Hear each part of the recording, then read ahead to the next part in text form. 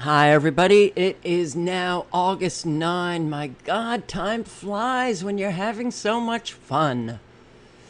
I want to thank my subscriber for linking to this channel. It is Salim and Dion. Okay. Interesting. You might want to check out their videos because they are posting on a lot of these Antifa protests that are taking place. Well, they posted this when yesterday? I'm not sure. A day ago, yes. Antifa comrades, the comrades. Don't forget to disguise yourselves as patriots. Trump supporters wear MAGA hats, USA flags, 3%er insignias. A convincing police uniform is even better. August 17, 2019. This way, police and patriots responding to us won't know who their enemies are, and onlookers and the media will think there are Trump supporters rioting, so it's harder to turn popular opinion against us. And 3 arrows shown right here. Okay, so a lot of people are asking, what are those arrows? What are those arrows? Iron front. Yes, here they are, symbol of the Iron Front without circle, symbol of the Iron Front, also known as the Anti-Fascist circle. People actually believe Antifa is fighting fascism. We have an awful lot of people, and I was one of them. For many decades as an adult, I stood as a useful idiot. I stood as an ignorant American. Well, then things became obvious that something was very wrong in our country after 9/11, 2001. And that's when I started my journey into real knowledge. Did it matter how many degrees I had? Not at all. Not at all. So for all of you with your degrees that tell you that you're smart, you're intelligent, and you don't have anything to learn, please reconsider that very arrogant thinking. So, those arrows, the history of the Iron Front. Well, it was considered an anti-Nazi paramilitary organization formed on December 16, 1931 by the Social Democrat Party to counter the right-wing Harzburg Front formed by the National Socialist German Workers' Party. They were the useful idiots who the communists used to bring in communism, simply stated. But I'm going to, look, August 17, I hope, it would be great if the right, if the Trump supporters did not show up. Because if Antifa has no one to fight, well, they won't be a success. So for all of the right-wing, and you are considered the extremists, by the way, Trump supporters, you're the right-wing extremists. That's how mainstream media labels you. And interesting that we have, like the New York Times here, writing an article about what is Antifa, explaining the movement to confront the far right. It is an abject disgrace what our mainstream media has become. Because the New York Times, in this article, and I didn't read it in full, but they are not portraying Antifa as it is. The truth is not in this article. And look, who are the members of Antifa and what are their goals to fight fascism? When did the movement begin? Listen to this. Although the Merriam-Webster dictionary says the word Antifa was first used in 1946 and was borrowed from a German phrase signaling an opposition to Nazism, more people began joining the movement in the United States after the 2016 election of President Trump. That's the history the New York Times gives you. And then they go on. You know, the first group was founded in 2007 in Portland. Well, anyone reading this, and the New York Times readers are, unfortunately, the arrogant educated who think that they're brilliant. Anyone reading the New York Times today is just so brainwashed and indoctrinated, not understanding how much the New York Times lies, obfuscates, deceives, and does not present the truth. They are not journalists today. And it's not just the New York Times, it's every mainstream media. So-called investigative journalists, reporters, whether on television or cell phones, or, you know, publications that publish the written word. This is crap here. They're not going into what Antifa really stands for. Well, I'll get to that at the end. But it's interesting how mainstream media portrays the Trump supporters as right-wing extremists, white nationalists, white supremacists. And that's not what they are. Now, we do have people who are white nationalists and white supremacists. But those types began to filter out of our nation. How did they get such a revitalization? It's deliberate. It's orchestrated to keep Americans fighting one another. And it's become so obvious. When you even look at this flag, I mean, anti-fascists, the flag itself here is dark. It has the look of, I don't know, evil. And all one has to do is do just a little bit of research to find out what Antifa is all about. They are not fighting fascism. They are bringing in fascism.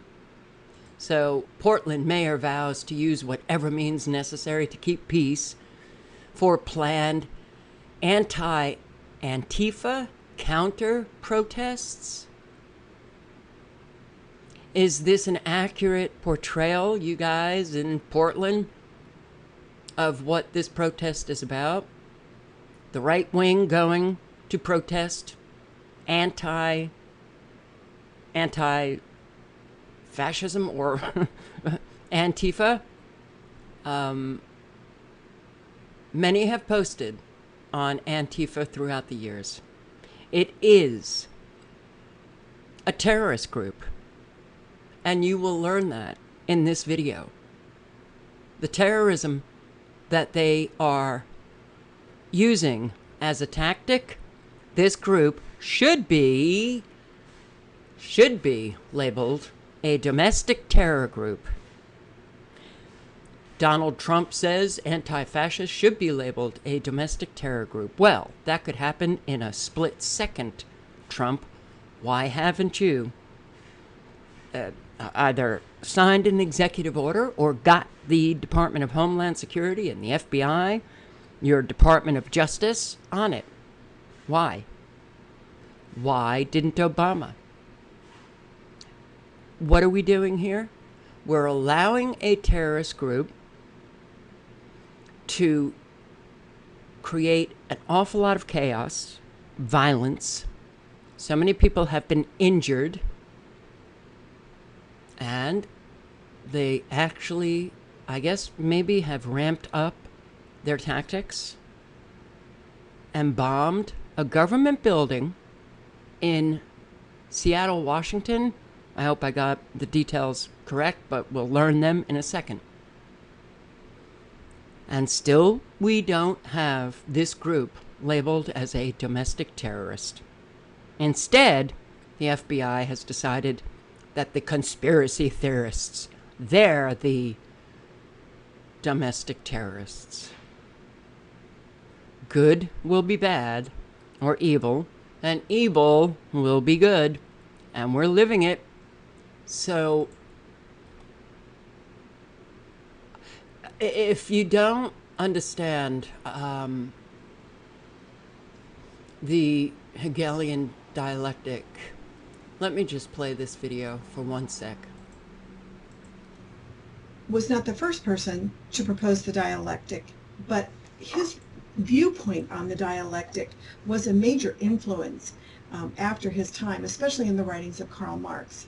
Now, what Hegel said was that for every idea or thesis, there would be automatically an opposite idea or antithesis.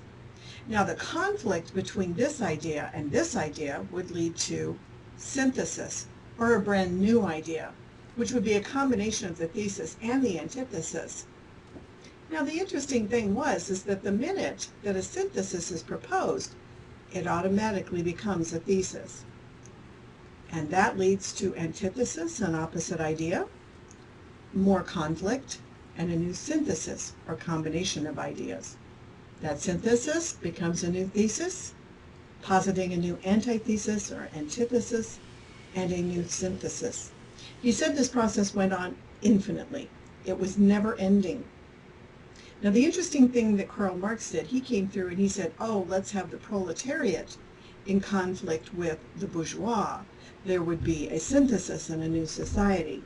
The difference is that at the end of the day, he said that we would achieve some sort of utopian society in which conflict would end. Wow. Conflict will end. No, it won't. It will be forced upon everyone. That's what the FBI, their document. You either go along with the official explanation coming out of government or the prevailing explanation coming out of mainstream media, which is the government official explanation, or you will be locked up because you're a conspiracy theorist if you don't believe government. So that's not the resolution of conflict. That's the resolution brought about by force. And we're living it. We are living it. So,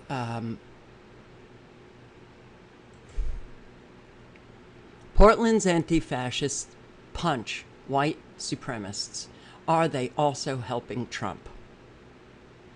Did the anti-fascists punch a white supremacist? This is how we have our media portraying anti-fascists as if they're doing something good. Now, if they were doing something good, would they have to dress in black, hide their face entirely? Any other protest movement that was filled with an awful lot of people hiding their identity, we would have stopped them. Our government would have stopped them from hiding their identity. But this group continues on. They are being used to bring in communism, to create chaos, to create violence, and they're portrayed as the good side. The Trump supporters, well, they're the evil side. They're the white supremacists. All of this discourse that we hear is the Hegelian dialectic, the two opposing sides, the never-ending conflict, and how much of this protest will be containing on the right those who will be the paid useful idiots to play the opposing side. You know, sane people just don't show up at these things. People who have knowledge of what is happening, they don't participate unless they like drama. So, this is the same thing was going on during the Obama years, but when Trump came in, suddenly that white supremacist, white nationalist, you racist, you misogynist, you xenophobe, you whatever,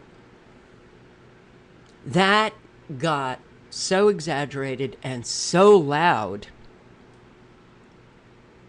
that now the effect has been a chilling effect on free speech. There are Americans who are frightened to voice their opinion or view, especially when they have seen Antifa cause so much violence and start attacking people who show up at these rallies. Okay, so I don't think that we will see this group being labeled as a domestic terror group soon. And I want you to listen to a journalist, Andy No. Antifa are masters at doublespeak. It goes from the name and it flows down. They call themselves anti-fascists, anything but. They're a movement made up of radical extremists, anarchists, and communists. They're agitating for a political revolution in the United States. They truly believe that they're part of the vanguard to achieve this. And violence is not a bug, it's a feature of the movement. My name is Andy No, and I'm an editor at Colette magazine. You might recognize me as the person who was beaten and robbed by Antifa in Portland. But what you may possibly not know is how my family's experience informs and intersects with how I cover Antifa. Both my parents are from the former South Vietnam. They actually lived through a Marxist revolution. My father, as a young man, was sent to a re-education camp. My mother, as a teenager with her siblings and entire family, were relocated to a labor camp. Antifa views the United States as an irredeemable country and concept. They abhor the principles that make up the foundations of liberal democracy. If they were to achieve their goal, there wouldn't just be the destruction of the state, there would be the silencing of all oppositional views. They're authoritarian militants who believe that only a Marxist revolution could bring about equity. In Portland, it's a progressive monoculture, and you're more likely to see open socialists and communists than you would even just a regular Republican or conservative. This context made me fascinated to want to learn more about Antifa. I knew that there was more meaning behind the street violence. And indeed, the more that I've dug into it, the more I'm disturbed by what I find. The movement as we understand it now is very young. We don't know where their funding comes from. We don't know exactly how many people is part of this movement. This requires academic research, requires research in think tanks, and it requires authorities to investigate. And that's why I'm speaking out.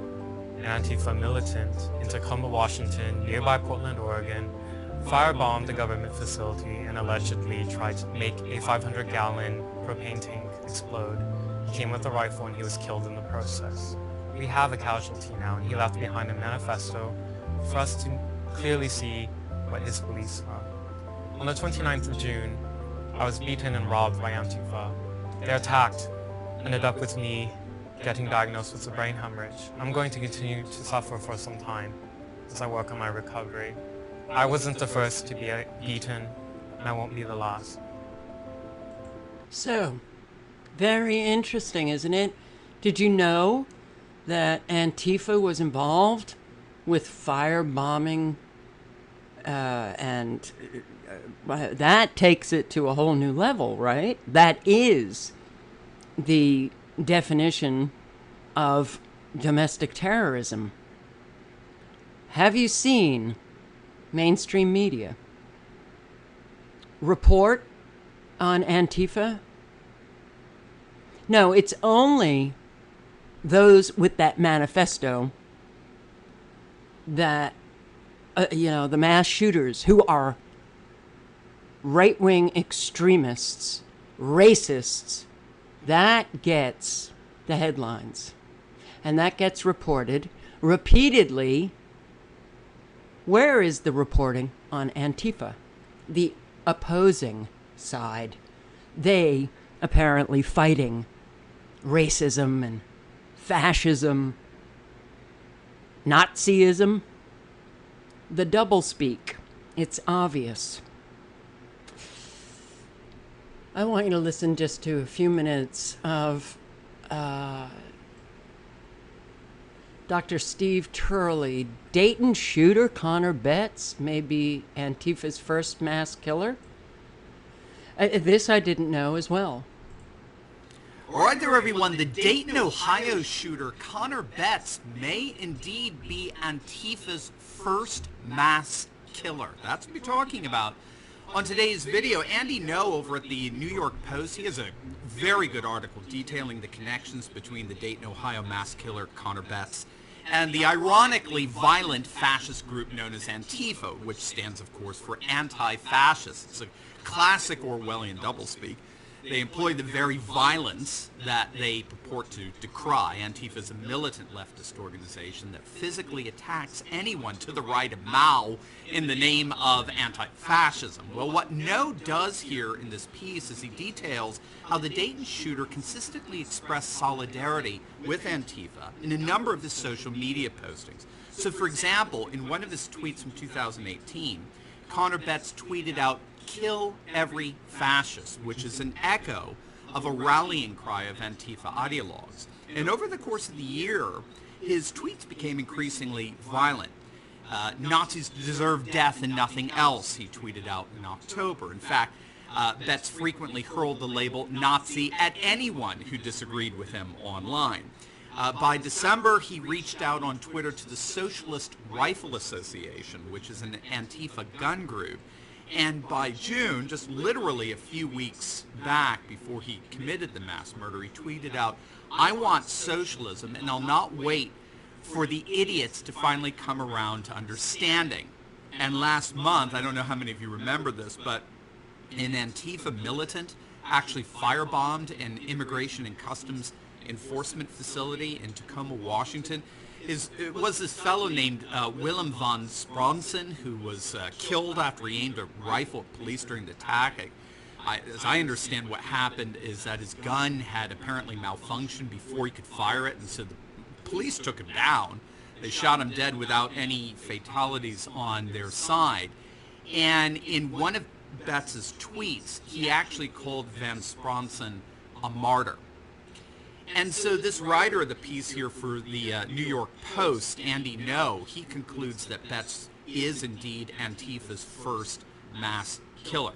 Now, So, do we hear mainstream media reporting on real terrorism caused by Antifa? No. They're portrayed as, well, they do commit some violence, but, you know, it's just this kind of disorganized group of young people who are fighting against fascism. When what they are doing is the exact opposite, bringing it in. Now, what is really infuriating and incredibly frustrating is that everything has become so obvious. All right. So this is Trump yesterday. Antifa, whether it's any group of hate, I am very concerned about it, and I'll do something about it. You'll do something about it. What else did he say? Let's see. I am concerned about the rise of any group of hate. I don't like it. Any group of hate, I am, whether it's white supremacy, whether it's any other kind of supremacy, whether it's Antifa, whether it's any group of hate, I am very concerned about it, and I'll do something about it. But this white supremacy came about when he got in office. It suddenly erupted when it had been noted prior to Trump coming into the office that there were these, you know, tiny, the segment of the population. I mean, it couldn't even be really detected of white supremacists in our nation. Now suddenly they're all over the place. They're wearing MAGA hats. They're called Trump supporters. Wow. So, when all of this develops with a rapidity that is head-spinning, radical changes take place. They are orchestrated. And then you need to look into, well, who's behind the orchestration? When you have the FBI coming out claiming that we, who just want the truth, are potential domestic terrorists, does that not signal to the American people that something is very wrong? And yet when you have a group known for its violence, and the police and mayors and government officials, especially in areas like Washington and Oregon, don't do much about the violence that they, Antifa, cause, it's orchestrated. That this guy, known as the President of the United States, has not done anything at this point. He's going to do something about it. But is he not also fanning the flames by simply uttering the word white supremacy? Giving it legitimacy. If our nation's leaders were just sane people with some moral core, they would all band together and denounce and condemn what is taking place. Instead, they all legitimize and encourage by the constant talking. And that's coming from both sides. It sounds louder from the left, and there's a reason for it. Because the left, the communists who are transforming the United States, they're very loud. But when you have, we know that we don't have two parties. We have one party. They work together. Both sides, incredibly corrupt, not amoral, but immoral individuals who have sold all of us out. And we see it time and time again. So, you know, I thought it was interesting. Listen to this. Just a few seconds. President Trump was clearly watching Biden's speech as he was flying to El Paso, right? He saw it on television. He tweeted that he was watching sleepy Joe Biden making a speech. So boring. The mainstream media will die in the ratings and clicks with this guy. It will be over for them, not to mention our country will do very... Is this the tweet of the president of the freest country in the world? Really? Watching sleepy Joe Biden making a speech. So boring. High school. No, actually junior. Oh, wait, elementary school behavior. Is he not part of taking ordinary Americans down the low road? This is the leader of the most powerful nation in the world, acting like he is, I don't know, 10, 11, 12 years old. So, yeah, the younger generation especially thinking that this is what we got because they don't know. They don't have the reference point of leaders with integrity. So you have, and they focus on the younger generation. You know, they don't give a shit about us, baby boomers. We're dying out. It's the younger generation that will become the young adults by 2030. 2030. That date, that goal date of, well, living in this transhumanist new world order. But, really, Trump supporters? Well, what do we hear constantly? What do we hear but this? Thesis, antithesis, conflict, synthesis, to thesis, antithesis, to synthesis, back to thesis. And that's what we hear forever. They, for a period of time, not go on the attack, not fan the flames, not bring out things like white segregationists and white nationalists and supremacists and all this stuff while the president is going to the two cities that were affected, meeting with family members. Do you think the family members want to hear this nonsense from Beto O'Rourke and all these other candidates who are doing everything political and nothing to actually heal what they're going through? They're ready to bury their loved ones. And the Democrats are fundraising off this. They're calling him a white supremacist. Joe Biden, of all people, brings up George. Thesis, antithesis. This is what mainstream media has been portraying, certainly since 9/11/2001. Over and over and over. That's what Congress portrays. If you watch the congressional hearing on Google censorship last week, how did it open? Ted Cruz comes out with his speech on how Google censors information. Thesis. And then a senator from Hawaii, I can't remember her name, she presented the antithesis, and nothing ever gets resolved.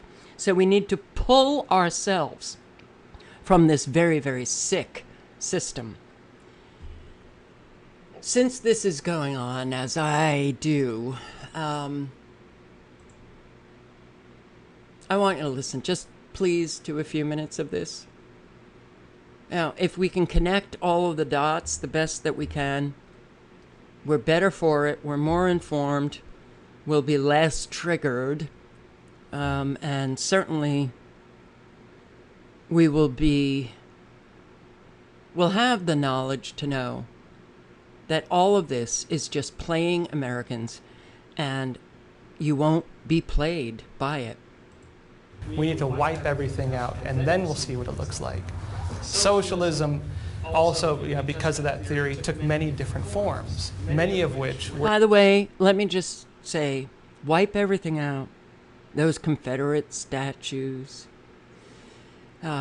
Getting rid of our history by the removal, the destruction of all that contains history, whether it's statues or renaming, streets, renaming schools. Get rid of it so the younger generation has no knowledge of it. But how could it stand if you're bringing in communism that is a radically different system than the one that we've had here in our country? We're in conflict with each other. And so you have a lot of socialists who have different ideas on how to reorganize society, how to, seize the means of production, how to seize wealth from people, seize the, basic freedoms of individuals, and to use that consolidated power to destroy morality, traditions, beliefs, social structures, you name it, right? And communism isn't just an economic theory. It says very clearly, it's in the Communist Manifesto, communism destroys all religion and all morality. It is about destroying all previously existing institutions. And so Marx made it so debate, logical debate, was no longer part of communism. And in fact, you should not engage in logical debate because people who represent these ideas are the part of the bourgeois class to be destroyed. And there are many revisions of that same theory. The Frankfurt School had, what is it called? This whole idea that, what do they call it? Repressive tolerance. That's what it was, right? Repressive tolerance. Doesn't sound like a real thing to me. No, it wasn't. So the Frankfurt School came up with this theory that basically you should tolerate. The left can be tolerant, and you can talk about tolerance, but you should not tolerate things that challenge the move towards the goals of communism, because they are, it's the ends justify the means. You don't need to tolerate people who stand against what we're trying to accomplish. And so you label all them fascists or whatever. You don't need to talk with them. You also had Lenin's concept of partisanship, the idea that society should only be divided into two extremes, right? And that you need to choose one side or the other, and there can be no middle ground. And even in the basic ideas of communism, which we could say would be dialectical materialism, there are two different theories. One, Marx took from the Hegelian Dialectic the idea that conflict leads forward. In other words, if you believe that that society is evolving towards communism, how do you speed up evolution if you're an atheist system? Well, social Darwinism, survival of the fittest. You increase antagonisms. You increase the conflict between different groups of society. You want them to fight each other. You don't want them to talk and debate and get along like you would with traditional dialectics, like the Socratic dialectic. You want people to fight. You want them to compete. You want them to struggle, because that is what creates the struggle, right? The survival of the fittest that advances society towards the goals of communism. And Marx took that and made it into his concept of dialectical materialism, which is based on identify, invert, and eliminate the middle. You can manufacture a communist idea by simply inverting any value in society, any tradition in society, any belief in society, creating movements around the inversion and using it to agitate the incumbent idea. So that's quite, I don't know if everyone here caught this, but I think you've given us 3 different ways, if I counted correctly, as to why a simple concept that's a factual observation could be attacked immediately without a rational basis. And I think you also started talking about why it is that traditional values are under assault whenever basically socialism is being manifested. Can you go a bit deeper into that? Well, communism it's not amoral, it is anti-moral. It is a system that doesn't just look to say, we don't believe in anything, whatever, which you could say some forms of liberalism might hold that, I do what I want, you do what you want, I don't care what you say. Funny enough, I'd say a lot of the modern conservatives embody that when it comes to like libertarianism, right? it can be amoral in some sense, but it's a sense of tolerating other people's lifestyles and not treading on them, basically. Communism is anti-moral. It's this idea that I do what I want, and if you don't acknowledge it, if you don't believe in what I want you to believe, then you're the bad guy, right? So did you hear that? It's not tolerance. It's forcing acknowledgement. So you have universities and colleges. You have Canada that actually passed legislation that if you do not acknowledge by pronoun whatever sex the person wants to be, you have committed a crime. A crime. They are forcing acknowledgement. Drag queens going to read to very, very young children in libraries. Public school education, the curriculum, forcing upon these children and parents the acknowledgement of lifestyles that has no place in public school, but they're forced to acknowledge different lifestyles that they may very well have tolerated. All right, live however the hell you want to live, but I don't agree. I'm not going to commit any kind of violence, and I'm not going to force you to live a different way. Well, that's how we used to live. Now they're forcing acknowledgement. We're at the late stage here. This goes back to some of the, I don't know if you want to get to the early origins of communism, but it was based a lot on this whole naturist concept that was really popular during the Enlightenment. And, you know, especially in the French Revolution folks and these guys. Okay. It's the idea, it was a belief, right? You have to remember they were rebelling not just against kings, they were rebelling against the Catholic Church. It was an anti-religious rebellion, not just one like in the United States where it was against tyranny, you know, the tyranny of the king. And so it was this idea that man is of nature. And so anything that emerges from human nature is therefore righteous. And so if anything that emerges from human nature is righteous, any desire you have, any whim you have, then anything that restrains that is unrighteous. So morality is evil by their interpretation. It's a morality of immorality, right? Good is evil and evil is good from the traditional standpoint. And this is why in today's society we have it, so that people unknowingly embody that. They think that they are being moral. They think they are fighting for, you know, the oppressed classes when they go and attack people who believe in tradition, when they go and attack people who still believe in, say, religion and traditional values, because they think people having morals that oppose what they want are the ones who are bad. As you're speaking right now, I'm thinking, probably a lot of people are thinking of Antifa. So how does Antifa fit into this? Right, Antifa, we can trace it back to pre-Nazi Germany, Anti-Fascist action, right? At the time you had three different groups. There was the Nazi brown shirts, the Mussolini's black shirts, and you had Antifa, who was acting on behalf of the First International under the Soviet Union. The communists. Yeah, they were backed by the Soviets. So basically, they believed that communism would emerge from a advanced capitalist society, which at the time would have been either either Britain or Germany.